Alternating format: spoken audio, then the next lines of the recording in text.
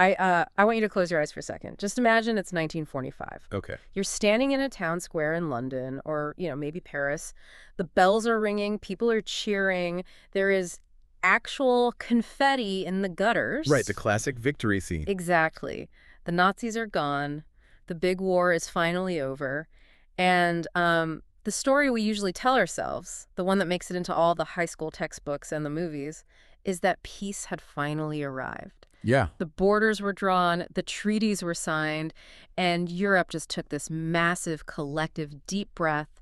Stability was the new normal. It is a really lovely image, isn't it? Yeah. I mean, it's the Hollywood ending, the credits roll, and everyone just lives happily ever after. Right, but what if I told you that map, the one everyone thought was set in stone, was actually drawn in disappearing ink? Oh, that's a good way to put it. What if the end of World War II wasn't actually the end of violence, but just the starting gun for a different, messier, and arguably much more complicated kind of conflict? Well, that is the uncomfortable reality we are facing today. Yeah. We are digging into a set of source materials titled Echoes of Empire.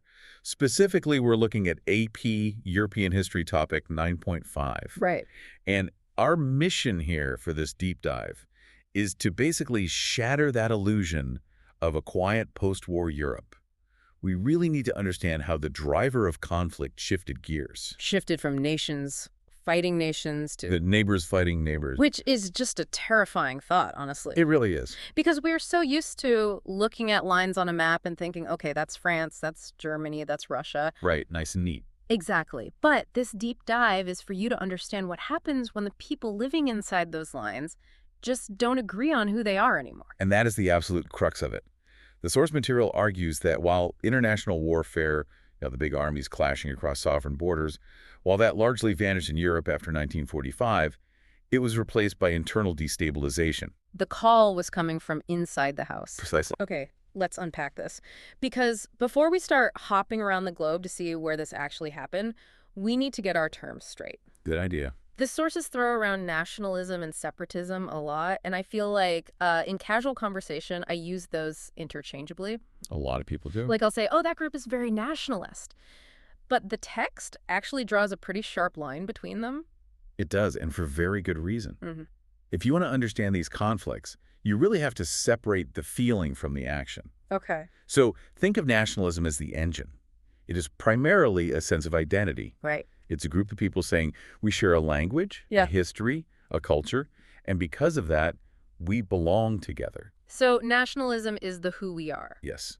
And crucially, it often comes with the belief that because of who we are, we deserve to be in charge of ourselves. We deserve a state that matches our nation. Exactly. Okay, so if nationalism is the engine or the feeling, where does separatism fit in? Separatism is the car crash, or at least the attempt to drive off the road.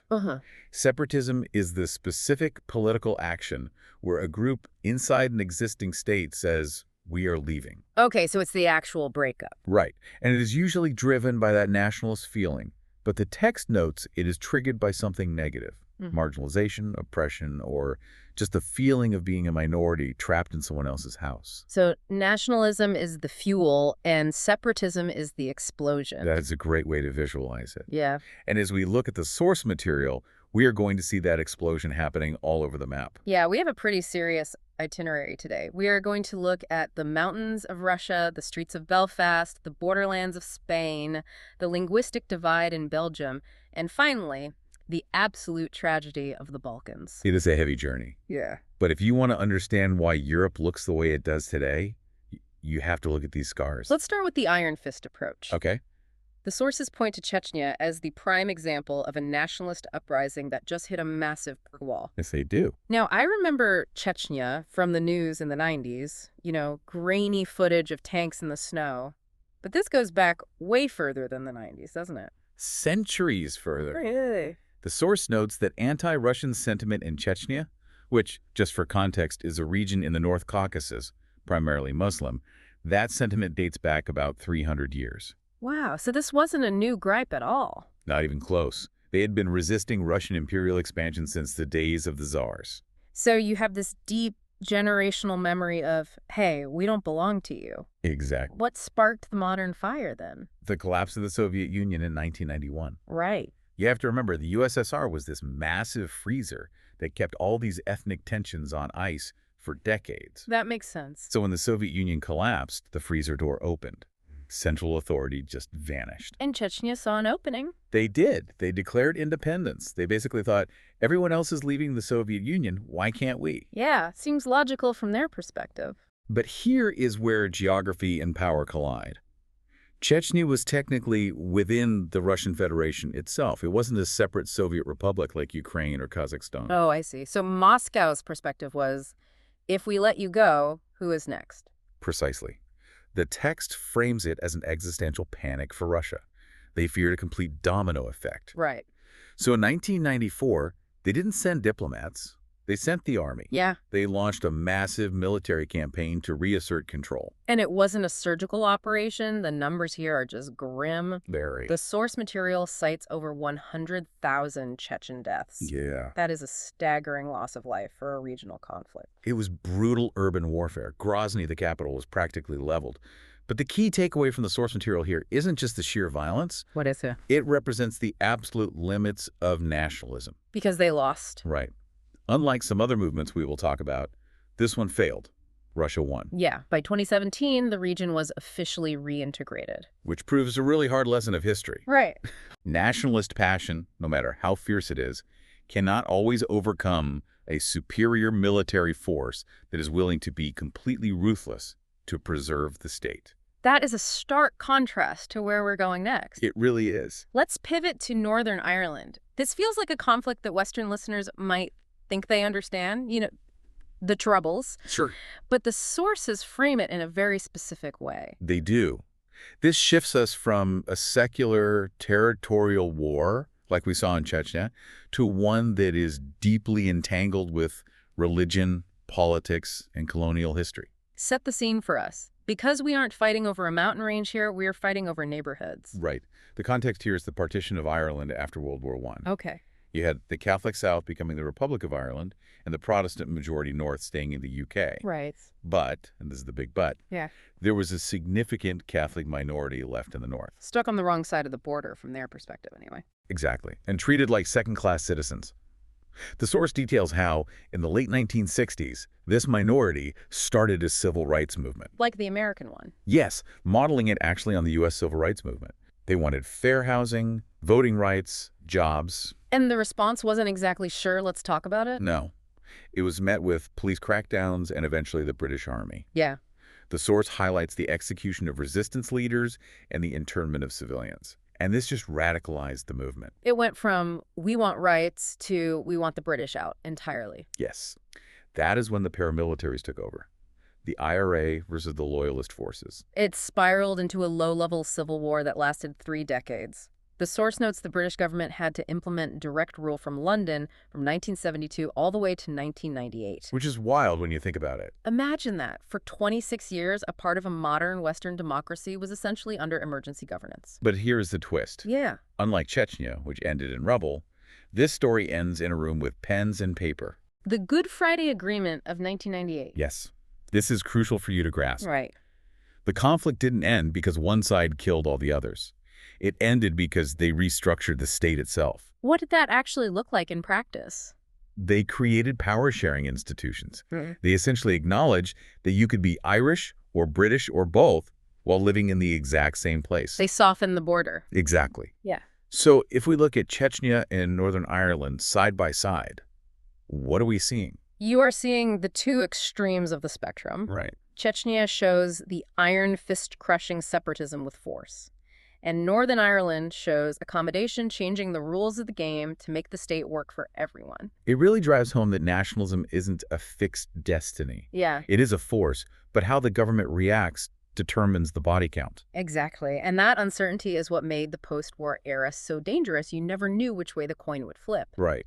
Now, speaking of coin flips, here's where it gets really interesting. Oh, I agree. Because I want to move to Western Europe. We have this bias.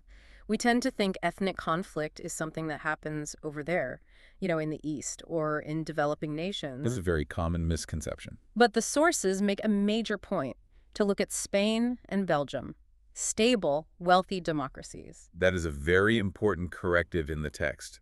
Prosperity doesn't just make identity politics disappear. We need to look at the Basque movement in Spain and the Flemish movement in Belgium. Let's start with the Basques. This is the region right on the elbow between Spain and France. Yes. I have always heard the language is totally unique. It is an isolate. It is not related to Spanish or French or really anything else in Europe. Wow. The Basque people have a very strong, distinct identity. And under the dictatorship of Franco in Spain, that identity was heavily suppressed. Right, you couldn't speak the language. You couldn't speak it, you couldn't fly the flag, nothing. Total pressure cooker situation. And out of that pressure, you get ETA, founded in 1959. And they weren't marching with placards. No.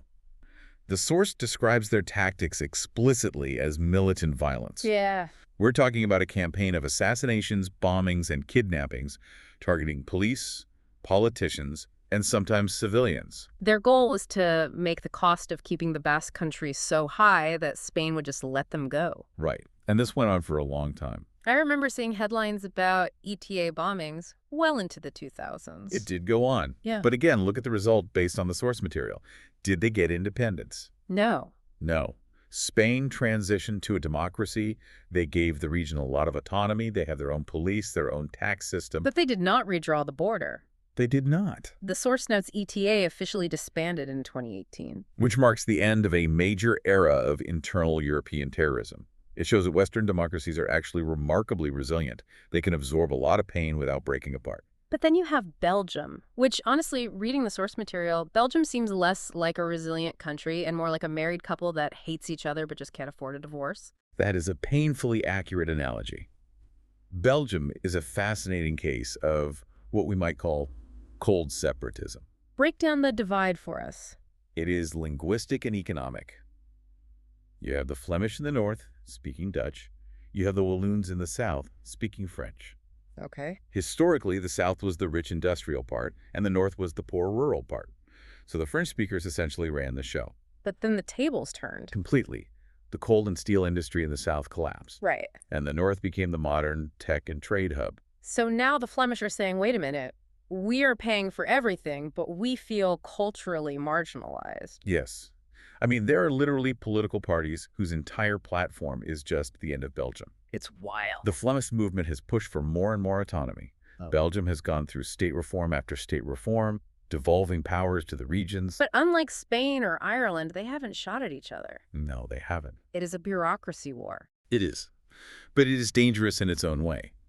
The source notes that while a formal break hasn't occurred, the tension is a constant threat to unity. Yeah. Doesn't Belgium hold the world record for the longest time without an elected government? They do, because the two sides physically couldn't agree on a coalition. It really challenges the idea that a nation-state is a natural thing. Belgium feels like an artificial construct that is just slowly unzipping. It shows that even without violence, cultural and linguistic differences can absolutely paralyze a modern state.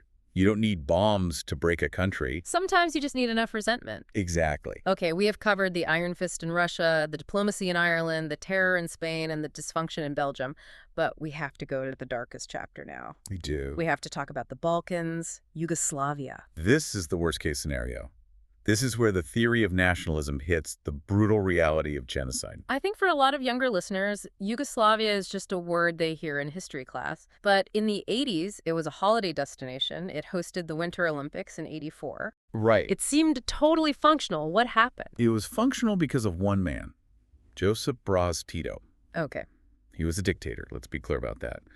But the source calls his rule the Iron Fist that held the Federation together from 1945 to 1980. Because Yugoslavia was incredibly diverse, right? It was a mix of semi-autonomous republics, Serbs, Croats, Bosniaks, Slovenes, Albanians, all with different religions and complex histories. And Tito's approach was what, exactly? Tito basically said, you are all Yugoslavs first, and your ethnicity comes second. Or else, he suppressed the tensions entirely. And then, in 1980, he died. And the lid came off the boiling pot. Just a total power vacuum. Exactly. Without that central authority, the politicians started playing the nationalism card to get votes and power. They started saying, they are stealing our money, or they are threatening our history. And the tipping point. 1991 and 1992. Slovenia and Croatia declared independence. Right. And then Bosnia-Herzegovina declared independence. But Bosnia was different from the others, wasn't it? It wasn't just one group living there. Bosnia was the most mixed republic of them all.